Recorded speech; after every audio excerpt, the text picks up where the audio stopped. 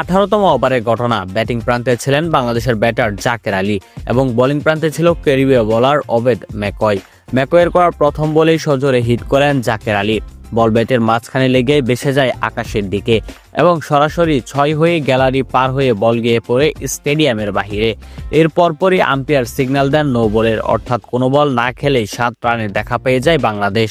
জাকের আলীর ওই 6টি ছিল দুর্দান্ত একটি হিট। 95 মিটারের বড় 6 ছিল সেটি। বলটি গিয়ে সরাসরি স্টেডিয়ামের ছাদে ড্রপ খায় এবং এরপরে স্টেডিয়ামের বাহিরে গিয়ে লুটিয়ে পড়ে। জাকের আলীর এত বড় 6 দেখে অবাক হয়ে যায় ওবেদ ম্যাকয়। ওয়েস্ট ইন্ডিজের বিপক্ষে ইতিমধ্যে 3 ম্যাচের টি-20 সিরিজের 2 ম্যাচ জিতে সিরিজ জয় নিশ্চিত করে রেখেছে বাংলাদেশ। তৃতীয় টি-20তেও দুর্দান্ত ব্যাটিং করছে বাংলাদেশের ব্যাটাররা। বিশেষ করে তানজিম হাসান সাকিব এবং জাকের আলী দুর্দান্ত ফিনিশিং দিতে চলছে। বড় সংগ্রহের লক্ষ্যে বাংলাদেশ, বিশেষ করে শেষ দিকে জাকের আলীর ব্যাটিং চমৎকার হচ্ছে। ওয়েস্ট ইন্ডিজকে বড় লক্ষ্য দিতে যাচ্ছে শেষ টি-20তে বাংলাদেশ।